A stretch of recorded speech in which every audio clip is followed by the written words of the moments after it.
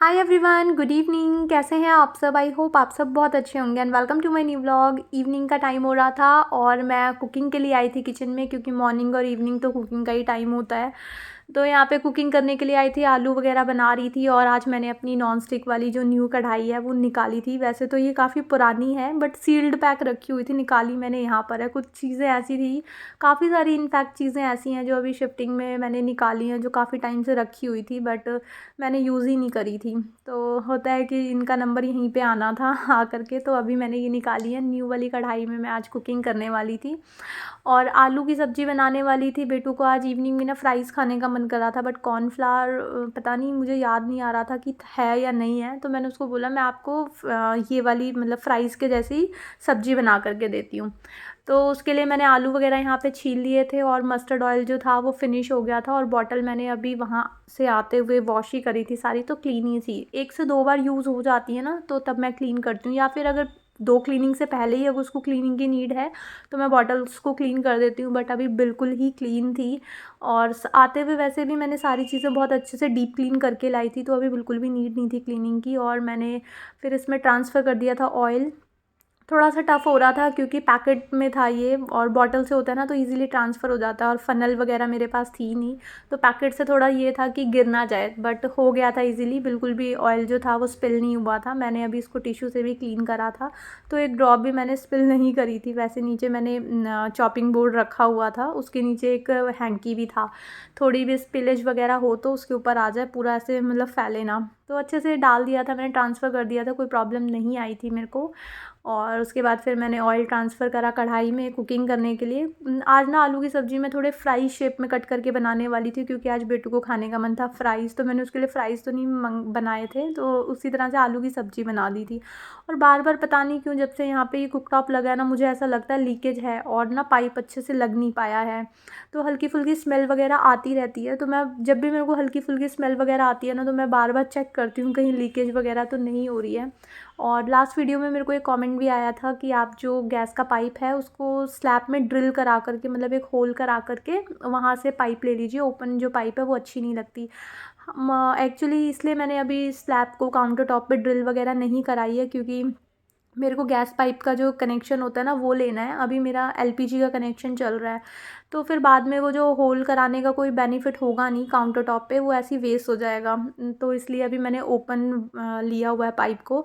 जैसे ही हम कनेक्शन ले लेंगे दूसरा पाइपलाइन वाला, तो फिर हम ये मतलब वो वेस्ट हो जाएगा। इसलिए अभी मैंने कुछ दिन तक, जब तक ये एलपीजी चल रहा है, तो तब तक मैंने इस तरह से ओपन पाइप लिया हुआ है। क्योंकि ये सिलेंडर हम यहाँ पे एकदम न्यू लेकर के आए थे, मतलब सेफ्टी पर्पज़ से न्यू लाना ठीक था ना। वो सील्ड होती है उसकी, तो प्रॉब्लम नहीं आती। हम कैब से लाए थे इसको, पूरा जब पूजा थी घर की तो ये सारी चीज़ें उसी दिन आ गई थी।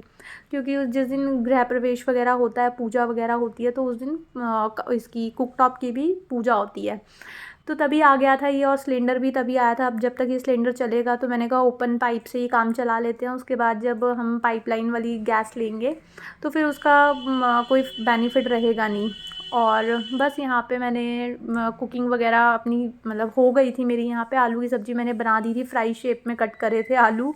और बस यहाँ पे इधर से आलू बनने के लिए रख दिए थे। और दूसरी चीज़ें, ये फ्रूट्स वगैरह मैं लेकर के आई थी नीचे इवनिंग में जब गई थी, तो वो मेरे को अभी सेट वेट करके रखने थे। ग्रेप्स थे और जो वो होती है क्या बोलते हैं, कॉर्न के 2 पैकेट थे, स्वीट कॉर्न थे, वो लेकर के आई थी। और बेटू को छोटी मोटी जो चीज़ें चाहिए थी उसको वो लेकर के दी थी। मैंने मेनली फ्रूट्स वगैरह लेकर के आई थी।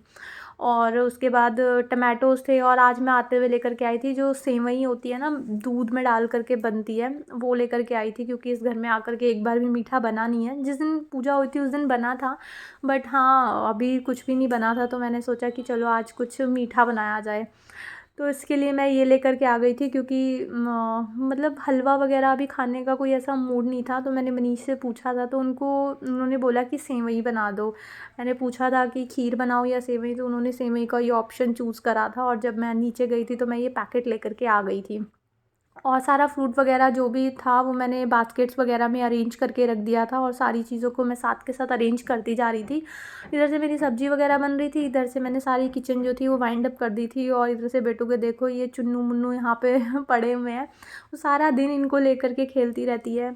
और जब वहाँ से हम शिफ्ट कर रहे थे हमने, तो काफ़ी सारी चीज़ें जो थी मैंने इसकी फ्रेंड को दिला दी थी। बट बच्चों का ये होता है कि उनको उनके हाथों से ही टॉयज़ अगर आगे किसी को भी अगर देने हैं तो उनके हाथों से ही दिलवाया जाए ना, तो मतलब ठीक रहता है। अदरवाइज़ वो फिर उनको चाहे वो बिल्कुल ख़राब कंडीशन में क्यों ना हो, उनको वही चीज़ चाहिए होती है। अगर आप बिना पूछे उनसे दे दोगे तो फिर बड़ी दिक्कत हो जाती है।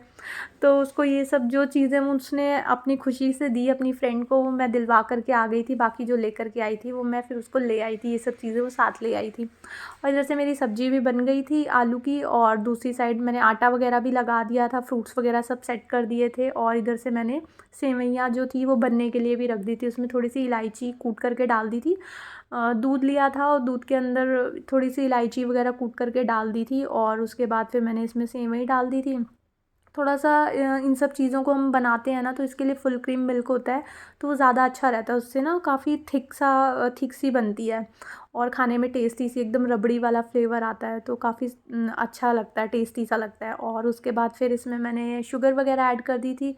और उसके बाद फिर मनीष आए थे, आते हुए उनको क्योंकि मिल्क मैंने यूज़ कर लिया था सेवई बनाने में, तो आते हुए वो मिल्क लेकर के आए थे। और पता नहीं अमूल की कौन सी न्यू पैकेजिंग आई है जिसकी शेल्फ़ लाइफ जो है मिल्क की वो 45 डेज़ की है।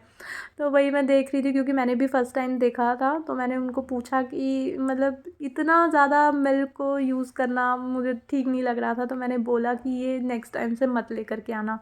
उसके बाद फिर हमने डिनर वगैरह कर लिया था अपना, और लास्ट होता है किचन को वाइंड अप करने से पहले उसको अच्छे से क्लीन करके रखना, ताकि सिंक वगैरह में जो भी फूड के पार्टिकल्स वगैरह बच जाते हैं ना, फिर उससे बहुत जर्म्स बैक्टीरियाज आते हैं और थोड़ी गंदगी वगैरह भी ज़्यादा हो जाती है। इसी से फिर कॉकरोच धीरे धीरे बहुत सारे इंसेक्ट वगैरह आने लगते हैं। तो इसको सिंक को ना ऑलवेज़ क्लीन करके सोना चाहिए, ताकि जो हमारी नेक्स्ट मॉर्निंग है वो भी एकदम फ्रेश हो और हम अच्छे मूड से किचन में काम कर सकें। क्योंकि मूड अगर किचन एकदम नीट एंड क्लीन लगती है ना, तो हम एक की जगह 2 सब्ज़ी भी बना देते हैं, तो उसमें उतना टेंशन नहीं होती। लेकिन अगर किचन क्लीन नहीं मिलती तो उसमें बिल्कुल भी काम करने का मन नहीं करता। चीज़ें बहुत अच्छे से सेट, एक पर्टिकुलर उनका स्पेस होना बहुत ज़रूरी होता है, जैसे कि मैं बार-बार ही बोलती हूँ। तो एक्चुअल में ये चीज़ है कि चीज़ों को उनका प्लेस दिया जाए ना, तो घर बहुत अच्छे से अरेंज रहता है। अदरवाइज़ बिखरा-बिखरा जो घर है ना, वो बिल्कुल भी देखने में भी अच्छा नहीं लगता, और उसमें बिल्कुल पॉजिटिविटी भी नहीं होती है, एकदम बैड वाइब्स रहती हैं ऑलवेज़। जहाँ देखो सब बिखरा-बिखरा, तो अच्छा नहीं लगता है देखने में भी। उसके बाद मैंने सिंक एरिया अच्छे से बिल्कुल ड्राई कर दिया था, क्लीन कर दिया था, और टैप्स वगैरह को मैं वॉश करके एकदम ड्राई क्लॉथ से क्लीन कर देती हूँ। क्योंकि ये जो मतलब स्टील होती है ना, इसके ऊपर पानी के जो वाटर स्टेन्स आ जाते हैं धीरे धीरे, वो स्टेन्स ना फिर दिखते हैं, बिल्कुल भी अच्छे नहीं लगते। तो इनको वॉश करने के बाद, विम जेल से क्लीन करने के बाद, इसको मैं ड्राई क्लॉथ से अच्छे से क्लीन कर देती हूँ, मतलब ड्राई कर देती हूँ, ताकि इस पे कोई भी स्टेन वगैरह ना आए।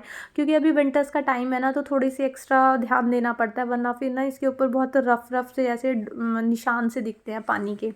तो अच्छे से मैंने सारी चीज़ों को क्लीन कर दिया था। और इसमें ना बाद में मतलब फेस भी मेरा दिख रहा था, अभी मैं आपको दिखाऊंगी जब मैं उससे क्लीन करूँगी, मतलब रिकॉर्ड करूँगी ना, तो अच्छे से उसको ड्राई कर दो ना, तो उसमें बहुत अच्छी सी शाइन ऐड हो जाती है। देखो टैप्स के ऊपर मैं भी दिख रही हूँ। तो अच्छे से सारी चीज़ों को मैंने क्लीन कर दिया था। और इसी के साथ आज का ब्लॉग भी मैं यहीं पे एंड करती हूँ। आई होप आपको ये ब्लॉग अच्छा लगा होगा। अगर आपको ये ब्लॉग अच्छा लगे तो इसको लाइक शेयर एंड सब्सक्राइब जरूर करना। मिलेंगे एक न्यू वीडियो में। Till then take care friends, bye bye.